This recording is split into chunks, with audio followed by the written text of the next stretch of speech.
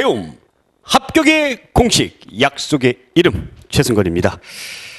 오늘 이제 고대 국가 중에서 신라 그다음에 이제 가야의 발전 과정 또 그 쇠락 그 부분을 좀 알아보도록 하겠습니다. 사실 그 신라 같은 경우는 우리가 보통 이제 삼국시대라고 얘기를 할 때에 가야를 빼놓는 경우들이 많이 있어요. 근데 사실은 좀 저는 뭐 사국시대라고 하든지 아니면 뭐 전국시대라고 하든지 그렇게 표현을 해야 되지 않을까. 제목 자체에서 우리가 가야를 좀 역사에서 지워버리는 그런 오류를 범하고 있는 것은 아닌가 그런 생각이 드는데 어쨌든 사실은 이 사국 중에서 제일 그 형편없는 나라, 볼 일 없는 나라가 신라입니다. 신라. 그런데 어떻게 해서 이 신라가 삼국 통일을 하게 됐는가라는 부분에 대해서 우리가 한번 생각을 해봐야 되지 않을까라는 생각 들어요. 많은 분들이 이제 고구려가 삼국 통일을 못한 것에 대해서 아쉬움을 또 안타까움을 가지고 있는데 반대로 생각을 해볼 때 신라는 어떻게 해서 그 제일 그 약하고 그러니까 뭐 속된 표현으로 찌질한 나라가 삼국을 통일하는 그런 그 위협을 달성할 수 있었는가? 그것에 대해서 우리가 한번 생각을 해본다면, 정말 우리가 이제 앞으로 살아가는데도 좀가 그 희망적인 어떤 메시지를 우리가 배울 수 있지 않나? 그런 생각을 한번 해봅니다. 자, 그러면 연표로 역시 한번 각국의 상황들을 비교해 보면서 가도록 하겠습니다. 건국은 신라가 가장 먼저 건국을 했죠. 네. 건국은 신라가 가장 먼저 건국을 했습니다. BC 57년도에 건국을 했고요. 가야 같은 경우에는 이제 김수로가 AD 42년도에 건국을 했습니다. 자, 여기 보시면 되겠지만 신라 같은 경우는 뭐 없어요. 없어. 그러니까 우리나라 동남쪽 그리고 태백산맥과 그다음에 소백산맥 안에 갇혀 있다 보니까 선진 문물인 어떤 중국이라든가 이런 것들을 받아들이는 데 있어서 지형적인 어떤 한계가 있었고 그들만의 리그죠. 그들만의 리그로 오랫동안 갇혀 있었던 그런 나라다라고 보시게 되겠습니다. 박혁거세가 건국을 했죠. 박혁거세가 건국을 하고 나서 그다음에 뭐 석탈의 김할지 그래서 박씨, 석씨, 김씨가 박석김이 돌아가면서 왕의 노릇을 했던 그런 시기다라고 보시면 되겠습니다. 그러면서 이제 거서간 왕이라는 호칭도 사용을 못했어요. 사실은 이때는 신라라는 호칭도 사용을 안 했고요. 그래서 왕이라는 호칭도 사용을 못했고, 그래서 거서간, 차차홍, 이사금, 마립강. 그래서 순서별로 뭐 거차, 이마, 거차, 이마. 마립간이라는 호칭을 여기서 사용했던 것이죠. 뇌물마립간. 그래서 4세기 때의 뇌물마립간 여기 딱 등장을 하게 되는 거죠. 뇌물마립간이 이제 등장을 했는데 뇌물마립간이 했던 것 중에 가장 중요한 것이 바로 뭐냐면 김씨로 박씨, 석씨, 김씨가 돌아가면서 왕위를 했는데 김씨로 왕위를 세습을 했다라는 겁니다. 김씨로. 그래서 왕위를 김씨로 어떻게 했다? 내내 물려줬다. 그래서 뇌물마립간. 네. 그래서 이제 김씨로 이제 왕위로 세습을 하면서 어느 정도 좀 왕권이 그 전보다 좀 올라갔겠죠. 올라갔는데 문제가 생겼죠. 바로 무슨 문제입니까? 왜구하고 가야의 연합 세력들이 쳐들어오더라라는 얘기입니다. 망하게 생겼어요. 예, 김씨로 세습을 했는데 망하게 생겼어. 그래서 어떻게 합니까? 여기에다가 부탁을 합니다. 아유 형님 좀 제발 좀 도와주세요. 형님 제발 좀 도와주세요. 그랬더니 광기토 대왕이 제가 지난 시간에도 말씀드렸습니다만 5만의 군사를 보내주셔서 왜구를 침략을 물리쳐 줍니다. 자, 그리고 광기토 대왕이 왜구의 침략을 물리쳐 주면서 가야 세력들까지 그 어떻게 돼요? 쇠락하게 되는 그런 어떤 모양새가 갖추게 되는 거죠. 한편 이 시기 때 가야는 육가야 연맹체로 가고 있었어요. 그런데 이 해안가에 있는 낙동강 하구에 있는 포상팔국이라는 나라가 얘네들이 8개의 나라들이 연합해가지고 난을 일으킵니다. 자, 난을 일으키는데 아라가야를 쳐들어가고 이렇게 하게 되는데 가야 연맹 세력이 이제 위태위태해지게 되는 어떤 그런 모습을 여기서 볼 수가 있어요. 뭐 자세하게는 여러분들이 알 수 없습니다. 뭐 알지 않으셔도 되겠습니다만 포상팔국이 가야의 성장의 위기의식을 느꼈던 겁니다. 왜냐하면 얘네들이 원래 터줏대감이에요. 포상팔국이. 터줏대감인데 뒤늦게 이제 가야가 생겨가지고 얘네들이 어떤 무역을 주도를 하더라라는 얘기입니다. 그럼 얘네들이 일본이라든가 포상팔국이 일본이라든가 또 그 다음에 어디 저기 낭랑 얘네들하고 같이 이렇게 무역을 해서 번성했던 나라들인데 가야 세력들이 들고 점점 성장을 하다 보니까 그것에 대해서 반기를 들어서 얘네들이 난을 일으켰다라는 겁니다. 근데 당시 가야가 이 철이라든가 여러 가지 이제 문명이라든가 이런 것은 발전했습니다만 강력한 군사력은 가지지 못했다라는 거예요. 그래서 찌질한 신라에게 부탁을 합니다. 찌질한 신라가 부탁을 하는데 신라가 도와줘가지고 이 포상팔국의 난을 진압하게 되더라라는 얘기예요. 그러니까 신라는 군사력은 강했다라는 거죠. 싸움은 잘했다라는 거죠. 자, 그럼으로 인해서 이 금강가야가 이제 가야 세력을 이제 주도를 했다라고 나오는데 이 금강가야가 주도를 했던 그런 체제가 흔들거리기 시작을 해요. 흔들거리기 시작을 하다가 결국에 광개토대왕의 신라의 구원병으로 인해서 가야는 더욱더 어려운 상황으로 가더라라는 얘기입니다. 그러면 이런 어려운 상황이 갔기 때문에 여기 근초고왕 나오죠. 근초고왕 때도 뭐 이렇게 가야에 침입을 해가지고 이렇게 들었다 놨다 했었고 어려운 상황으로 갔기 때문에 더욱더 이 가야 연맹들이 좀 뭉쳐야 될 필요성이 있었죠. 그럼에도 불구하고 이 가야 연맹은 뭉치지를 못했다라는 겁니다. 자, 다음 화면을 보면은 자, 우리가 이제 앞에 배웠던 이제 눌지 마리깐 때에 뭐를 했습니까? 신라 비유왕하고 뭐를 했어요? 나제 동맹을 형성을 했고요. 자, 눌지 마리깐 때 보통 통상적으로 신라는 왕이 부자상속과 관련돼서 잘 나오지는 않아요. 근데 이제 통상적으로 얘기할 때는 눌지 마리깐 때 왕이 부자상속했다라고 얘기를 많이들 하고, 그 다음에 소지 마리깐 때는 이 동성왕과 연결이 되죠. 그래서 결혼 동맹으로 갔다라는 겁니다. 자, 그런데 이제 여기 보시면 이제 금강가야 세력들이 이제 흔들흔들 거리게 되고, 그 다음에 이제 대가야가 주도를 하게 되는 모습을 볼 수가 있는데, 대가야가 주도를 하게 됐던 그런 모습들은 어떤 면에서 본다면 이렇게 보시면 될 거예요. 대가야가 가야산 있어요. 가야산. 이 경남에 보면 가야산이 있는데 이 가야산에 자리를 잡고 있었기 때문에 상대적으로 외적의 진입을 받기가 어려웠던 것이죠. 금강가야는 김해의 터전을 잡고 있었기 때문에 굉장히 그 침략을 받기가 용이했던 지역입니다. 결국에는 버풍왕 때의 금강가야가 멸망하게 되고 진흥왕 때의 대가야가 멸망하게 됩니다. 자, 그러면 여기 신라 보겠습니다. 6세기 들어가게 되면서 신라도 이제 야, 우리도 좀 나라의 모양새를 좀 갖추자 해가지고 이제 마리깐 칭호 안 하고 다른 나라들처럼 왕이라고 쓰자 했던 겁니다. 그래서 지증왕 때 왕이라는 호칭을 처음으로 사용하는 거예요. 이건 제가 암기팁 하나 알려드릴게요. 우지가 신라 왕이래. 우상국을 정복하고 우경을 실시하고 지증왕 신라라는 국호를 이때 처음으로 사용합니다. 그러니까 신라라는 국호를 사용했던 게 여러분들 보시면은 6세기 때 들어가서예요. 그리고 왕이라는 호칭을 사용하게 되고요. 그래서 지증왕이 저는 사실 신라의 임금들 가운데서 지증왕이 제일 훌륭한 임금 같아요. 예. 이 무언가 국가의 체계, 시스템을 정비하는 게 그게 쉽지가 않는 거거든요. 내부의 반발이 외부에 적하고 싸우는 것보다 더 어렵습니다. 자, 그 다음에 이제 버풍왕 때 법과 깊은 관련이 있다고 보시면 되겠습니다. 그래서 율령 반포하고 불교를 받아들이고, 그 다음에 골품제를 정비합니다. 골품제를 정비하게 되면서 너 잘났네 나 잘났네 하면서 우후죽순 이렇게 올라오는 귀족들, 걔네들이 골품제로 딱 정리를 하고, 그 다음에 야, 다 나한테 와서 이야기하지 말고 대표가 나한테 와서 이야기할 수 있도록 해. 그래서 이 귀족의 장을 상대등 제도를 두었던 것이죠. 그러니까 버풍왕 때의 골품제라든가 상대등 제도는 중앙집권으로 가는 데 있어서 긍정적인 어떤 모습을 보일 수가 있습니다. 그러나 시대가 지나가면서 이 골품제도 어떤 개혁하고 변화하고 이런 모습을 보일 필요가 있었는데 오히려 더 폐쇄적으로 갔다는 얘기예요. 그러다 보니까 나중에 가면 이 골품제가 신라를 좀먹는 국가의 시스템이 돼버립니다. 그러니까 항상 절대적인 것은 없어요. 자, 그 다음에 진흥왕, 신라를 진흥시켰던 왕이다 해가지고 한강 유역을 완전히 정복을 하죠. 그리고 여기에 있는 성왕을 전사시키고 나제 동맹이 깨져버립니다. 완전히 박살내버려져요. 자, 대가야 멸망시키고, 자, 그리고 나서 진흥왕이 죽고 나서 오히려 신라는 더 안 좋은 상황으로 가게 됩니다.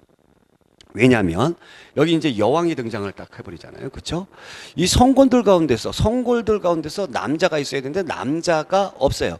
여러분들 그 골품제에서 성골이 뭐고 진골이 뭔지는 아시죠? 골품제, 골하고 품이 있는 건데 이건 뭐 나중에 이제 사회 제도할 때 저 자세하게 다루겠습니다만 지금 이제 성골은 아빠 엄마가 둘 다 왕족인 경우고 진골은 한쪽만 왕족인 거죠. 처음엔 전부 다 성골이 왕족이 됐다는 얘기입니다. 그래서 신라의 여왕들이 등장했던 거는 성골 가운데서 남자가 없을 경우에 그럴 경우에 이제 여자가 임금이 되는 거예요. 이것을 중국에서 굉장히 무시를 했어요. 자, 어찌됐든 간에. 그래서 선덕여왕이 임금이 됐는데, 진흥왕이 그 전성기, 신라의 전성기 시대를 맞이했습니다만 죽고 나서 오히려 나제 동맹이 깨지고 고구려와 백제의 여제 동맹이 생기죠. 그러면서 신라를 압박을 하기 시작을 합니다. 그래서 선덕여왕 때 굉장히 힘들었어요. 왕권도 약했고, 그래서 뭐 비담의 난이라든가 이런 것들이 막 생겨나기 시작을 하고, 그래서 그것에 대한 어떤 간절한 염원을 담았던 것이 바로 이제 황룡사. 이 진흥왕 때 만들어진 그 황룡사 안에다가 어마어마한 타워를 짓습니다. 이게 사실 뭐 탑이라고 하지만 타워예요. 한 층 한 층. 이 주변에 있는 그 국가들이 이 신라의 조공바치기를 바라면서 한 층 한 층 기도하는 마음으로 했던 것이죠. 그것이 황룡사 구축 목탑이다라는 얘기입니다.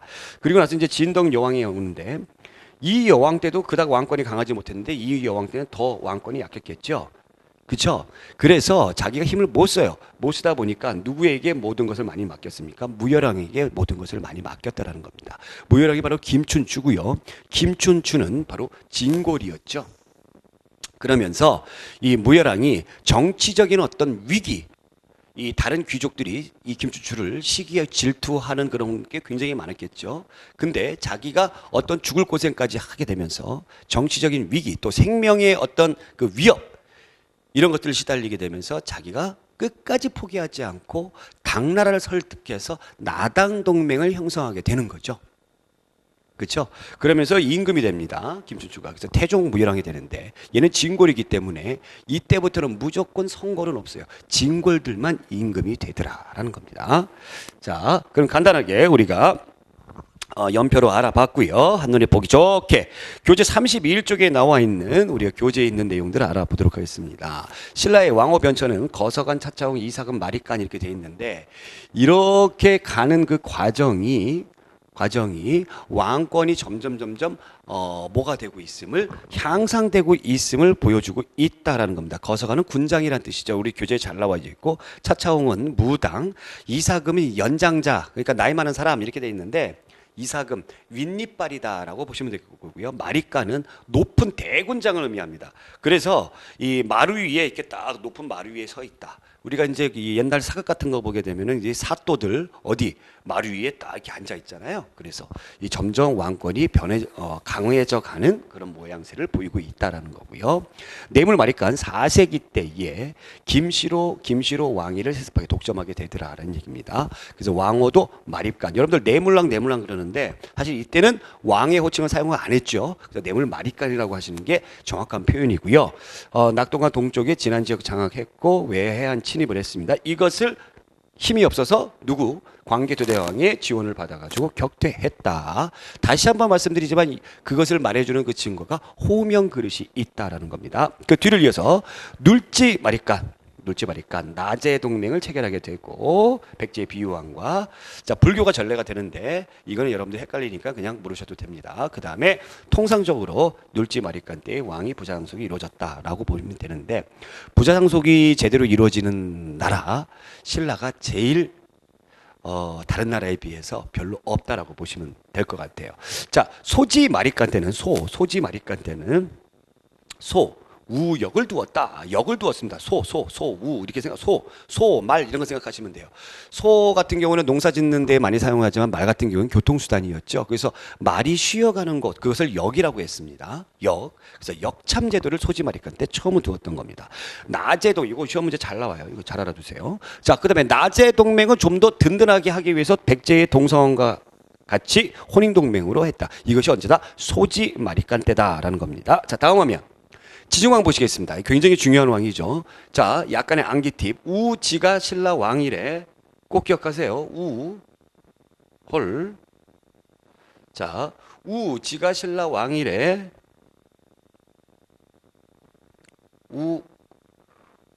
어디다 여기다 여기 쓰면 안 되나? 여기다 써야 되나? 우지가 신라 왕이래.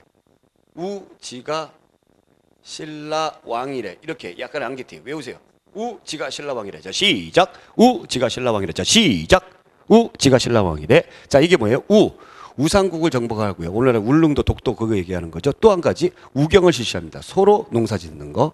그 다음에 지는 지증왕을 얘기하는 거고, 신라라는 국호를 사용했어요. 신라라는 국호를 사용하고, 그 다음에 왕이라는 호칭을 사용을 했다라는 겁니다. 알겠죠?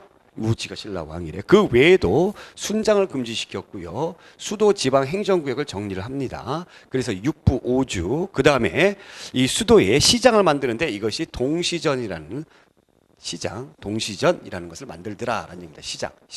시장을 감독하는 기관이 이제 동시전이에요. 이것이 있더라라는 얘기입니다. 요게 이제 시험 문제 잘 나왔어요. 요게. 그러니까 기억해 두세요. 소지왕 때는 역참, 그 다음에 지증왕 때는 이 동시전이 있었다. 자, 뒤를 이어서 법풍왕. 율령을 반포했습니다. 법과 관련된 거니까. 그 다음에 10등관도 공복 제정했다. 자, 여러분들 골품제 여기 어디 갔어요? 골품제 정비했죠? 골품제 정비하면서 이제 쭉 품계가 정해지잖아요. 그 품계가 17관등이에요, 신라는. 그러면서 옷의 색깔도 다르게 되죠. 그러니까 당연히 공복 제정했다라는 겁니다. 이거 하나만 하시면 이건 자동봉으로 다 하시는 거잖아요. 그렇죠? 그 다음에 강력한 왕권을 행사하기 위해서 병부를 설치했다라는 거예요. 병부, 국방부죠. 국방부. 자, 골품제에 귀족들의 우두머리인 상대등 제도를 마련했고, 그 다음에 연호를 사용했다라는 건데, 연호의 의미는 그 해에 붙여지는 이름입니다.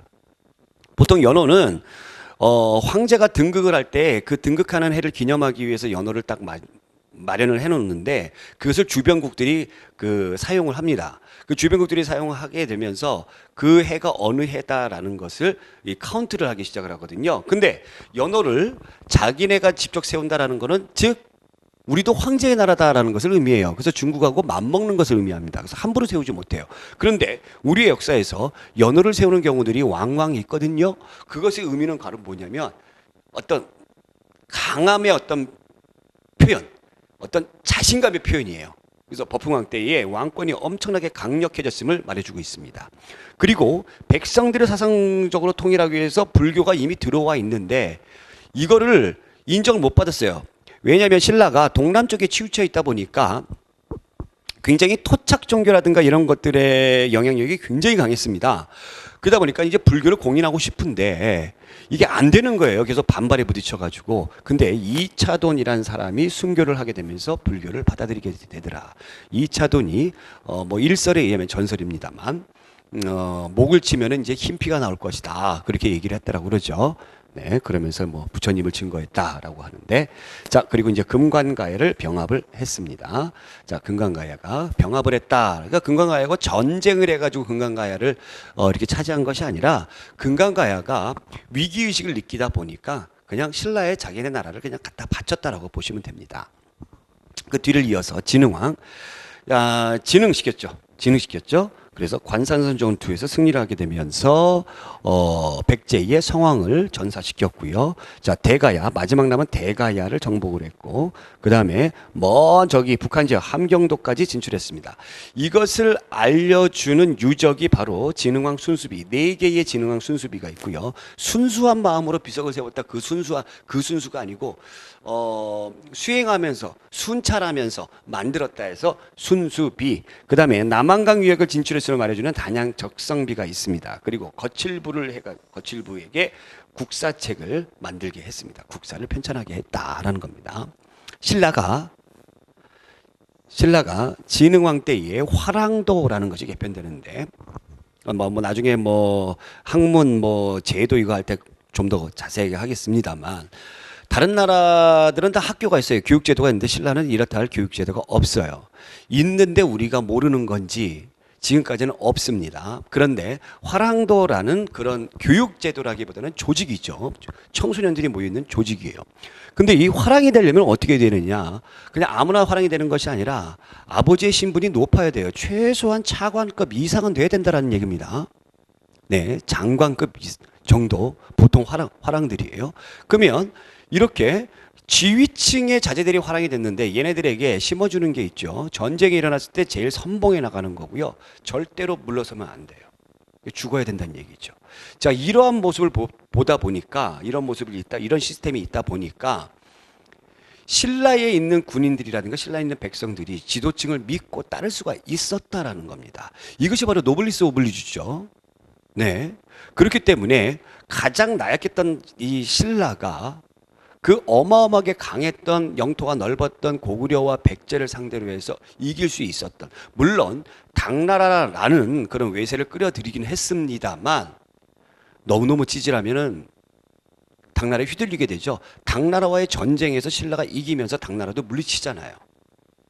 그러니까 지난번에도 제가 말씀을 드렸습니다마는 영토가 넓고 자원이 풍부하고 인구가 많고 군사력이 강하고 이런 것도 물론 중요합니다만 제일 중요한 것이 그 국가를 이끌어가는 시스템이 얼마나 합리적으로 잘 이끌어 가져 있느냐, 그런 시스템을 구축해 놓았느냐, 그것이 굉장히 중요하다라고 제가 말씀을 드렸죠. 신라 같은 경우에는 이런 시스템들이 잘 마련이 돼 있었다라는 겁니다. 자, 뒤를 이어서 선덕여왕이 등장하게 되는데 7세기 초반에 황룡사 구축 목탑을 지었습니다. 구축 목탑이에요. 그리고 분황사도 지었고요. 첨성대도 건립을 했다라는 겁니다. 선덕여왕 때는 어떤 영토를 확장하기보다는 자기의 어떤 그 여왕으로서의 그 어떤 핸디캡 이런 것들을 극복하기 위해서 왕권을 안정시키기 위해서 많이 노력을 했었고, 그것에 대한 어떤 노력의 일환이 바로 이런 불교 건축물 또 여기 첨성대와 같은 과학기술의 발전으로 이어지지 않았는가라고 추측해 볼 수가 있고요. 그 다음에 진덕여왕은 뭐 선덕여왕 다음 또 여왕이다 보니까 왕권이 약했다라고 얘기했죠. 그래서 김추주가 이 틈을 이용해서 권력을 장악할 수가 있었습니다. 김추주는 진골 출신이었기 때문에 신분에 어떤 한계가 있었습니다. 그래서 자기를 뒷받침해줄 군사적인 어떤 세력이 필요했던 것이죠. 그것이 바로 김유신이었고요. 그래서 김유신과 결혼 관계로 끈끈하게 연결이 되는 거죠. 김유신도 금관가야 출신이었기 때문에 신분적인 한계가 있었습니다. 그래서 신라의 전통 귀족이 자기를 뒷받침해줄 정치적인 뒷배가 필요했던 것이죠. 그래서 서로 물고 물리는 그런 어떤 연합 세력 관계를 여기서 잠깐 볼 수가 있고요. 그리고 왕권을 강화하기 위해서 집사부를 설치했습니다. 집사부의 시중이라는, 집사부의 장관을 시중이라고 불렀는데 중시라고 해도 됩니다. 얘의 권한을 강화시켰어요.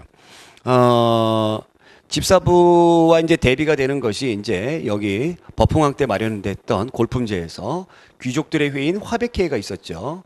이 화백회의의 의장을 상대등이라고 불렀어요. 여러 명의 대등이 있었습니다만 그 중에 제일 높은 사람이다 해서 상대등이라고 했는데, 이게 이 당시에는 굉장히 좋은 제도였는데 귀족들끼리 지들끼리 똘똘 뭉치다 보니까 나중에 이제 시간이 흘러 지나가게 되면서 지들끼리 똘똘 뭉치다 보니까 오히려 귀족이 왕권을 위협하는, 이 시스템이 왕권을 위협하는 시스템이 되어버리더라라는 얘기입니다. 그래서 오늘날의 청와대 비서실과 같은 집사부의 권한을 김춘추 때부터 강화를 시켰다라는 겁니다. 자, 이때 나당 동맹을 체결을 했고요. 자, 그러면 신라 진흥왕 때의 6세기 때의 최대의 신라의 영역을 우리가 볼 수가 있습니다. 여기 있는 것이 이제 단양 적성비고, 4개의 순수비는 여러분들이 대가야를 점령하면서 창녕비, 그 다음에 한강 유역을 완전히 진출하면서 서울에 있는 북한산비, 그 다음에 여기 북한 지역에 있는 황초령비, 마운영비, 이 4개의 순수비고 단양 적성비까지 총 5개의 비석이 전해지고 있다. 자, 그 다음에 이제 요것이 이제 북한산비입니다. 여기 서울 시내의 모습이고요. 자, 요것이 이제 단양 적성비예요. 고구려의 비석하고는 좀 차원이 다르죠. 고구려의 비석은 굉장히 거성문화 아주 크게 짓는 반면에 신라 같은 경우는 조금 작고 아기자기합니다. 그렇죠? 자, 금관가야, 우리가 이제 가야에 대해서 한번 알아보겠습니다. 가야, 가락국에서 시작을 했다. 이것이 이제 원래 본가야, 원래 가야가 이제 금관가야입니다. 금관가야. 가야 하게 되면 여러분들이 철을 생각하시면 돼요. 철. 네. 철을 생각하시면 된다라는 겁니다. 철의 나라. 자, 변한 지역에서 시작을 했습니다. 변한 지역. 그래서 철은 변한다. 그래서 그걸 이어받았기 때문에 철의 나라. 이 철기 문화를 토대로 경제 성장을 했다라는 겁니다. 3세기 전반에 가야 연맹을 이끌었고 금관가야는 철을 수출했습니다. 그래서 낭랑 또 일본 외관의 중개무역으로 번성을 했던 것이죠. 그런데 포상팔국, 우리가 앞에서 나왔던 포상팔국의 난이 일어났죠. 포상팔국의 난이 일어남으로 인해서 혼란에 빠졌고요. 신라의 도움을 요청하기 함으로 인해서 금강가의 주도권이 점점 그 위상이 흔들거리게 되더라라는 얘기입니다.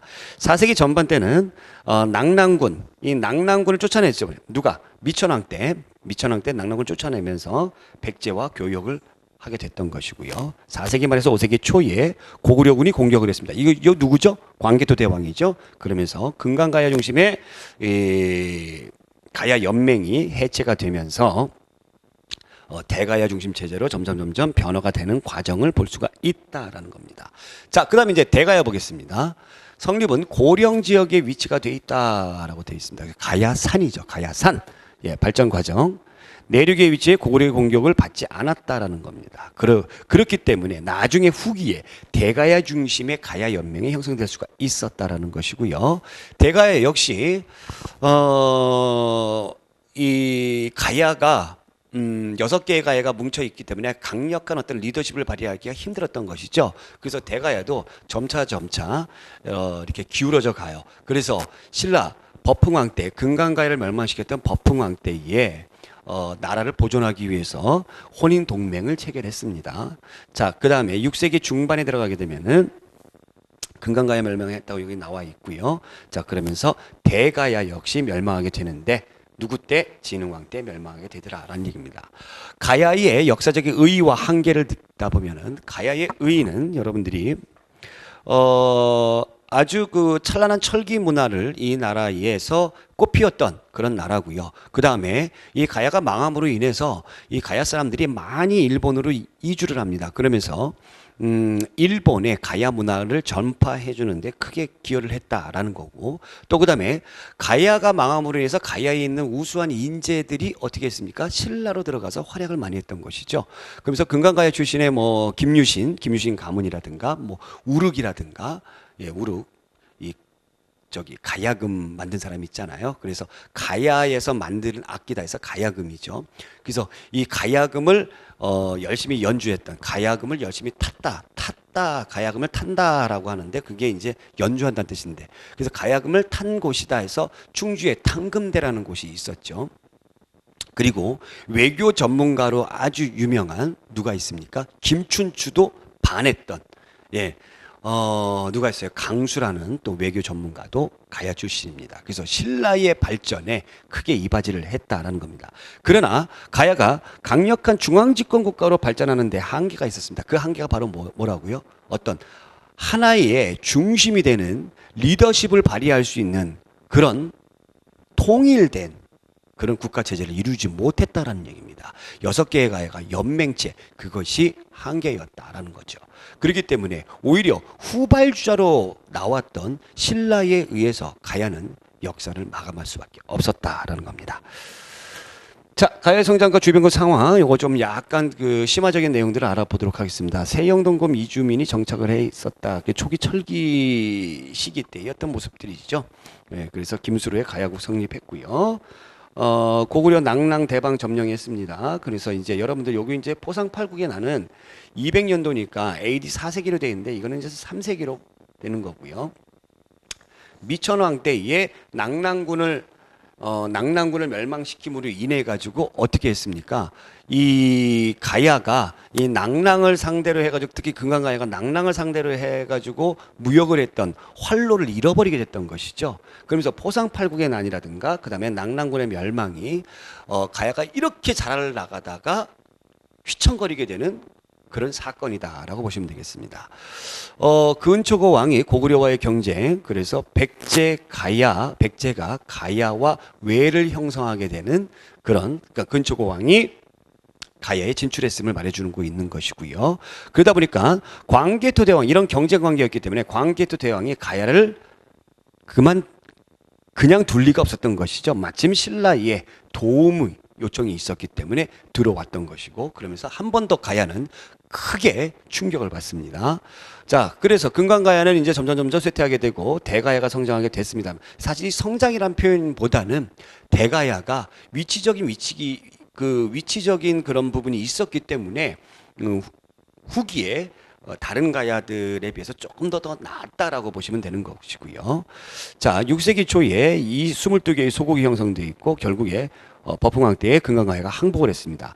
이게 신라랑 싸워서 망한 게 아니라고 그랬죠. 자, 그 다음에 나머지가 해야 될 백제의 성왕의 보호국으로 전락을 했죠. 이런 내용까지 있습니다. 결국에는 신라, 그러니까 가야를 먹기 위해서 신라와 백제가 굉장히 요 내용을 보게 되면은 경쟁을 했음을 우리가 알 수가 있죠. 자, 마지막 있는 대가야가 신라 진흥왕. 그러니까 대가야는 멸망된 거예요. 그러니까 싸웠던 거예요. 대가야는 멸망을 하였다라는 겁니다. 자, 그러면 이제 가야의 위치입니다. 뭐 대가야 여기 고령 요쪽에 있죠. 요게 이제 가야산이 있어요. 여기 가야산이 있네요. 그죠? 그다음에 금강가야, 김해, 여기 부산 지역이고요. 뭐 소가야, 고령가야, 아라가야, 성산가야 등이 있습니다. 자, 그다음에 이제 철로 유명했던 이 가야의 모습, 철 판관옥 투굿. 네, 가야는 일찍부터 굉장히 좋은 철을 많이 생산했고, 특히 금강가야는 그 철을 수출까지 많이 했기 때문에 이 가야의 이 톡입니다. 가야의 톡이에요. 그래서 요 김목 항아리가 이런 게 있다라고 보면 가야 톡이구나라는 것을 말해준다라고 그러는데, 그래서 신라하고 일본의 이와 비슷한 토기들이 많이 발견이 됩니다. 가야의 금관이죠. 이 가야의 금관, 이 왕들이 금을 이용해 가지고 이제 그 왕관을 썼다라는 건데, 이것에 영향을 받아 가지고 신라의 금관 이렇게 영향을 주었다라는 것을 또 말해주는 거고요. 자, 가야의 톡이 아까 톡이 나왔죠. 이 가야의 톡이 김목 여기 신라 여기 이제 세키 톡이 이 어디에 있는 겁니까? 일본이죠. 세키 톡이 형성에 영향을 주었다라는 겁니다. 자, 그다음에 뭐 한 가지 여기 이제 이게 편두라고 그러는데, 편두라는 거는 뭐냐면 납작할 편자예요. 머리가 납작하다. 머리가 납작하다. 그래서 이 경남에서 이런 발굴된 그 유골을 이제 복원한 모습인데, 이렇게 두개골을 복원시켰습니다. 그래서 이제 이런 편두 풍습이 있었는데, 머리를 좀 납작하게 이렇게, 특히 여자들 머리를 납작하게 했던 가야의 모습도 이 편두와 관련돼 가지고는 여러 가지 논란의 여지가 많이 있습니다. 어찌됐든 이 편두의 모습이 가야 지방에서 많이 나타난다라는 거고요. 그 다음에 이 가야인들은 말이에요. 뭐 포상팔국의 난이라든가, 또 그다음에 신라 광개토 대왕의 침입이라든가 이런 것들 때문에 남자들이 많이 죽었죠. 그래서 여자 인구가 훨씬 많았다고 합니다. 그래서 이 여자들도 유사시에는 이 전사가 돼서 뭐 스파르타 같아요. 전사가 돼서 전쟁터에 나가서 싸웠다라는 그런 얘기도 전해지고 있습니다. 자, 이렇게 해가지고 우리가 가야까지 우리가 알아봤습니다. 자, 다음 시간에는 이제 삼국통일에 대해서 우리가 한번 알아보도록 하겠습니다. 이 말도 많고 논란의 여지도 많은 삼국통일, 어떻게 해서 어떤 과정을 통해서 신라는 삼국통일을 했는가, 그 과정에 대해서 알아보도록 하겠습니다. 오늘 여기까지. 고맙습니다.